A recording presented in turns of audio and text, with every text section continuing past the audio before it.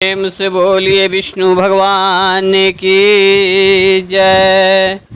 पुरुषोत्तम मास महात्म कथा अध्याय 12।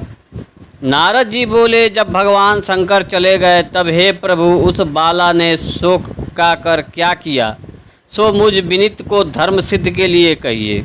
श्री नारायण बोले, इसी प्रकार राजा युधिष्ठिर ने भगवान कृष्ण से पूछा था, सो भगवान ने राजा के प्रति जो कहा सो हम तुमसे कहते हैं, सुनो। श्री कृष्ण बोले, हे राजन, इस प्रकार जब शिव जी चले गए तब वह बाला प्रभावित हो गई और लंबे श्वास लेते हुई बड़ी डरी और वह किशोर दड़ी अश्रुपात पूर्वक रोने लगी। हृदय अग्नि से उठी हुई ज्वाला से जलती हुई अंग वाली वह तपस्विनी कन्या बनागिनी से जले हुए पत्ते वाली लता की तरह हो गई। दुख और ईर्ष्या को प्राप्त उस कन्या का बहुत समय व्यतीत हो गया। जिस प्रकार चूहे की बिल में घुसकर आक्रमण करके सर्प उसे बस में कर लेता है, उसी प्रकार उपयुक्त सोचनीय अवस्था को प्राप्त उस तपस्विनी बाला पर उस प्रभु काल ने आक्रमण कर उसे बस में कर लिया।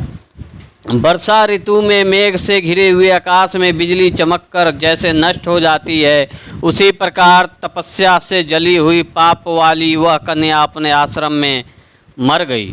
उस समय धर्मिष्ठ यज्ञसेन नामक राजा ने बड़ी सामग्रियों से युक्त उत्तम यज्ञ किया। उस यज्ञ कुंड से सुवर्ण के समान कांति वाली एक लड़की उत्पन्न हुई।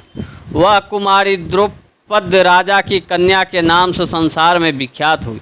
पहले जो मेघावी ऋषि की कन्या थी वह सब लोकों में द्रौपदी नाम से प्रसिद्ध हुई। उसी को स्वयंवर में मछली को बेध कर भीष्म, कर्ण आदि बहुत से राजाओं को तीर्ण के समान कर सुरक्षित राजमंडल में अर्जुन ने पंचाली को पाया।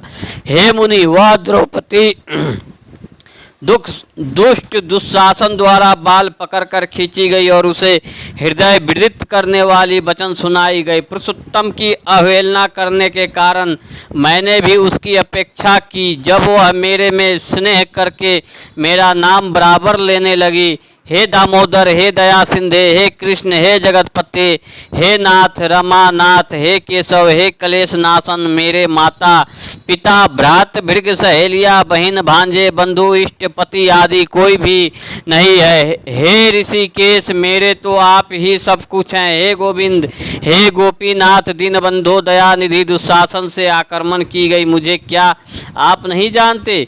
यद्यपि पहले पुकार में मैंने उसकी और ध्यान नहीं दिया था, पर जब दुशासन से पराभूत होकर उसने मेरा पूर्ण स्मरण किया तब गरुड़ पर चढ़ शीघ्र वहां पहुंचकर मैंने, हे राजन, उसे बहुत से वस्त्रों से परिपूर्ण कर दिया।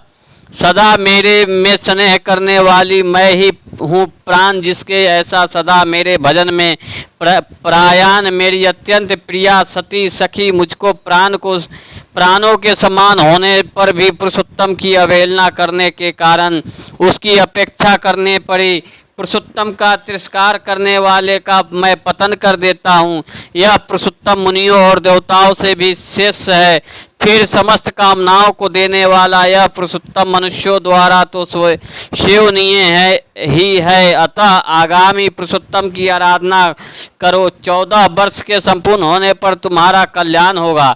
हे पांडु नंदन, जिन पुरुषों ने द्रौपदी के बाल के खींचते हुए देखा है, हे महाराज, उनकी स्त्रियां की अलंकों में मैं क्रोध से काटूंगा। दुर्योधन आदि राजाओं के यमराज के भवन में पहुंचाऊंगा। बाद तुम समस्त शत्रुओं का नाश कर राजा होगे। न मेरे को लक्ष्मी प्रिय, न मेरे को बलभद्र जी प्रिय, और न मैं वैसे मेरे को देवी की न प्रद्युम्न न सत्यातिक प्रिय है। जैसे मेरे भक्त को प्रिय है वैसा कोई प्रिय नहीं। जिसने मेरे भक्तों को पीड़ित किया उससे मैं सदा पीड़ित रहता हूँ। हे पांडव, उसके समान मेरा अन्य कोई शत्रु नहीं। उसके अपराध का फल देने वाला यमराज है, क्योंकि वह दुष्ट दंड देने के लिए भी मेरे से देखने के योग्य नहीं। श्री नारायण बोले, श्री कृष्ण ने उन पांडु पुत्र युधिष्ठिर दी को और द्रौपदी को समझाकर द्वारका जाने की इच्छा से कहा, हे राजन, वियोग से व्याकुल द्वारकापुरी को आज जाऊंगा जहां पर महाभाग वसुदेव जी, हमारे बड़े भाई बलदेव जी, हमारी माता देव देवकी तथा गद सामद आदि और आहुक आदि यादव रुक्मणी आदि जो स्त्रियां हैं दर्शन की उल्टे कंठा वाले, वे सब हमारे आगमन की कामना से टकी लगाकर हमारा ही चिंतन करते होंगे। श्री नारायण बोले, इस प्रकार कहते हुए देवेश श्री कृष्ण के गमन को जानकर पांडु पुत्र किस प्रकार गदगद कंठ से बोले, जिस प्रकार जल में रहने वाले का जीवन जल है, उसी तरह हम लोग के जीवन तो आप ही है जनार्दन। थोड़े ही दिन के बाद फिर दर्शन हो।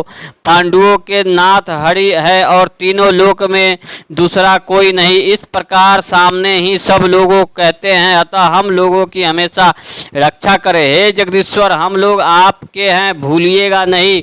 हम लोगों की चिंता रूपी भ्रमों का जीवन आपका चरण कमल ही है, आप ही हमारे आधार हैं, इसलिए बारंबार हम सब प्रार्थना करते हैं। इन पांडु पुत्रों के निरंतर इस तरह कहते रहने पर श्री कृष्णचंद्र प्रेमानंद में मग्न होकर धीरे धीरे रथ पर सवार होकर पीछे चलने वाले पांडु पुत्रों को लौटाकर द्वारकापुरी गए। श्री नारायण बोले, इसके बाद श्री द्वारिकानाथ श्री कृष्णचंद्र के द्वारकापुरी जाने पर राजा युधिष्ठिर अपने छोटे भाइयों के साथ तप करते हुए तीर्थों में भ्रमण को गए। हे ब्रह्मन नंद नारद, भगवान के प्रिय पुरुषोत्तम मास में मन लगाकर और श्री कृष्णचंद्र के वचनों का स्मरण करते हुए अपने छोटे भाइयों से तथा द्रौपदी से राजा युधिष्ठिर बोले, अहो पुरुषोत्तम मास में होने वाले अत्यंत उग्र पुरुषोत्तम का महात्म्य सुना है। पुरुषोत्तम भगवान के पूजन किए बिना सुख किसी तरह मिलेगा। इस भारतवर्ष में वह धन है, वह पूज्य है, वही श्रेष्ठ है जो अनेक प्रकार के नियमों से पुरुषोत्तम भगवान का पूजा अर्चना किया करता है। इस तरह समस्त तीर्थों में भ्रमण करते हुए पांडु पुत्र पुरुषोत्तम मास के आने पर विधि पूर्वक व्रत करने लगे। हे मुनि नारद, व्रत के अंत में 14 वर्ष के पूर्ण होने पर श्री कृष्ण भगवान की कृपा से अतुल कष्ट राज्य को प्राप्त किया।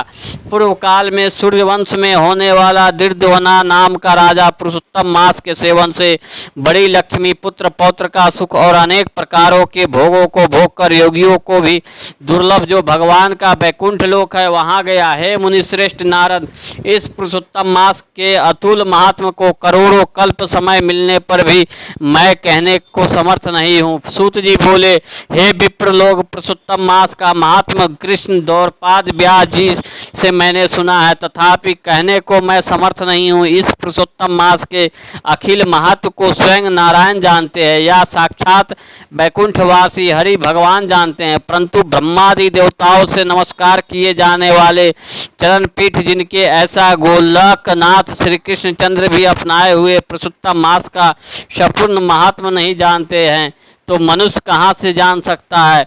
श्री वृंदावन पुराण ये पुरुषोत्तम महात्मा है 12वां अध्याय।